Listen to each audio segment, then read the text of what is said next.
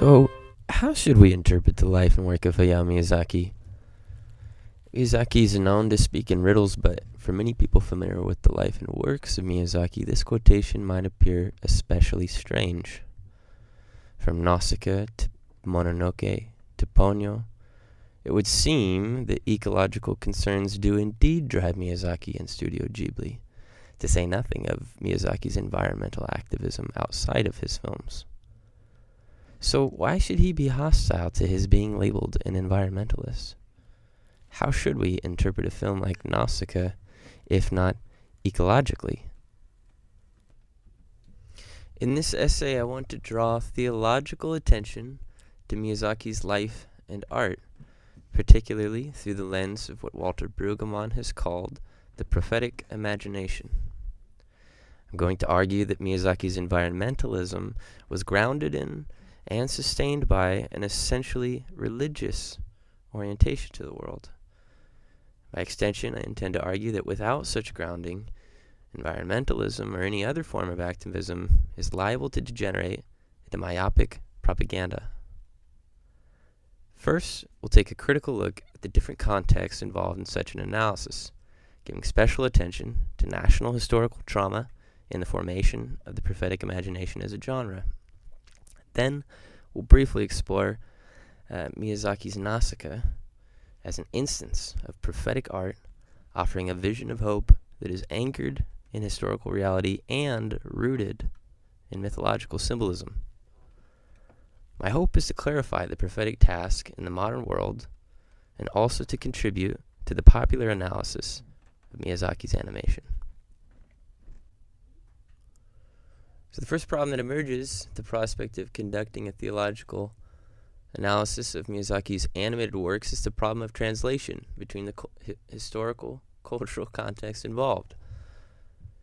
The period of the classical Hebrew language prophets spanned a few centuries, but hinged around the decisive event of the Babylonian destruction of Jerusalem in 586 BC.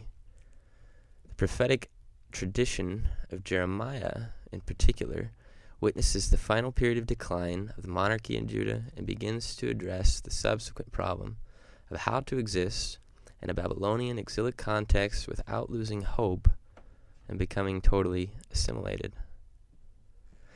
Taking a cue from Brueggemann, we can observe that there are elements of this situation which may be abstracted and related to other historical situations. In abstracted form, what we see from the historical point of view is a set of crises facing a local culture at the prospect of dealing with a growing world superpower, representing the latest economic and military technologies. These crises come to a head in the form of a devastating and humiliating destruction. So what about the Japanese context? Miyazaki was born in 1941, just 4 years before the U.S. dropped atomic bombs on Hiroshima and Nagasaki, events which precipitated the formal end of the Japanese Empire and the beginning of American political and economic occupation. In some ways, though, these events symbolically completed a process which began in 1854, when the USS Mississippi arrived, demanding the end of Japan's 250-year isolationist policy.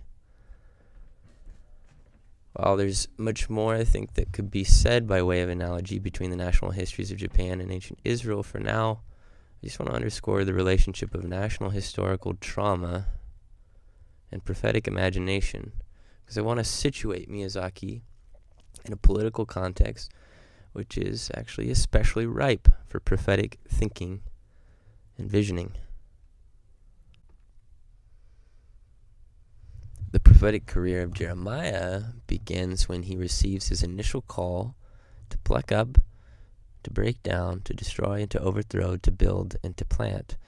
Jeremiah is at times a participant in the political theater of his historical moment, and in other places he's remembered for terrifying visions like this, which are kind of dreamy and cosmic in scope.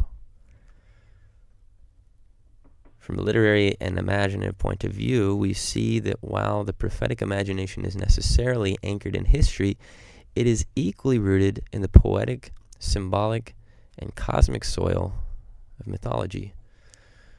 When we consider that the final organization of the book of Jeremiah, along with its canonization, happened after the destruction foretold in the first half of the book, it becomes clear that the prophetic message transcends its own pretense to historical urgency and draws us to the work of grieving and contemplating the inexorable tragedy of humanity's unsustainable tendencies from a zoomed-out perspective.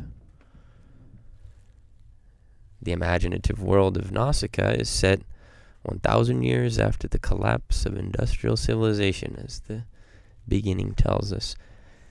The remnant of humanity living in the Valley of the Wind remembers the 7 days of fire in which the self-destructive capacities of humanity, mythologized as giant warriors, scorched the earth and nearly eradicated human civilization.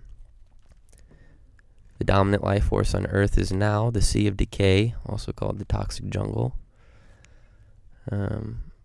We learn that the toxic jungle evolved to purify the Earth of the pollution associated with the 7 days of fire and the civilization it destroyed. Ignorant of the toxic jungle's ecological function, the militant Tolmekians and the cowardly Pedrites seek to annihilate it. Giant bugs called Ohm have evolved to protect the toxic jungle from human interference, and the story's heroine, Princess Nausicaä, must find a way for humans, Ohm, and the toxic jungle to live in peace. My goal here is not to conduct a full exegesis or analysis of the film, but merely to illustrate how Miyazaki reframes the present state of the global industrial project by mythologizing the future. It's almost as if trying to do justice to the twin commitments, reality and hope, during the manic expansion and nuclear anxiety of the late 20th century ended up catapulting Miyazaki a millennium into the future. If this is environmental propaganda, it doesn't make it immediately clear what we are to do, policy-wise. But if it is prophetic art, as I propose it is, it leads us toward an aesthetic and mystical conversion from which place we begin to see ourselves and our place in the world in a completely new light.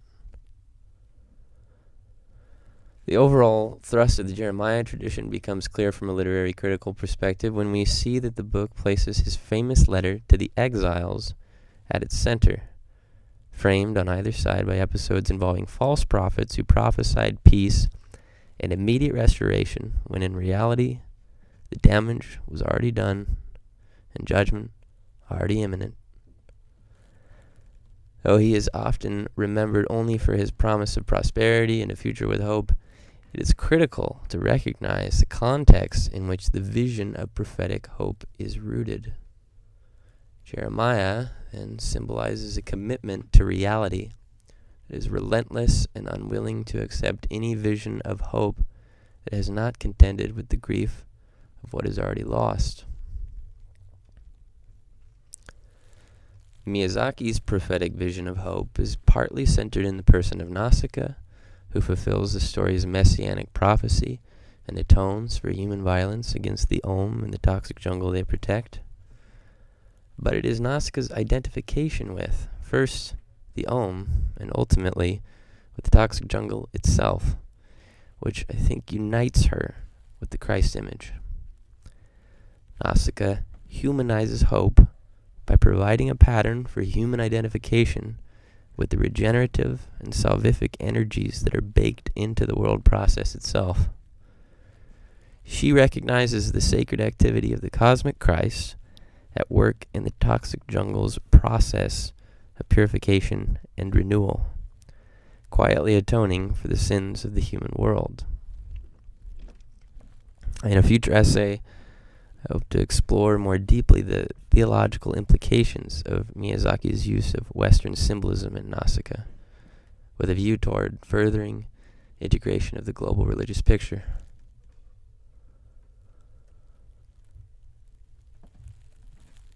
I think there are many angles from which we can and should interpret the art of Hayao Miyazaki, so long as our analyses do not interfere with our enjoyment of the films. I have been proposing that it is fruitful to interpret him theologically, suggesting that the living thing with strong roots, a solid trunk, and branches represents an essentially religious vision, whether it is formally recognized as such or not. An alignment with and submission to life's sacred processes of decay and self-renewal. This vision, which is embedded in classical traditions, East and West, cannot be manipulated for any consciously directed cause. It is the proper ground and source of any activism, as it grants a dimension of depth to our seeing. I'm aware that I've barely scratched the surface of this subject, but I believe that Miyazaki's work holds Eastern and Western religious insights together. I started from the West because that is my own context, and I first recognized the essential religious concern in Miyazaki's work through the lens of Western tradition. Of course, the scandalous implication is that there is a real and living religious content, which is groped for and hinted at in both Eastern and Western religious traditions. For now, I only hope I have made a somewhat credible and thought-provoking connection between the prophetic vision of the Hebrew Scriptures and that found in Miyazaki's Nausicaä, and I hope I have aroused interest in theological thinking about his career generally.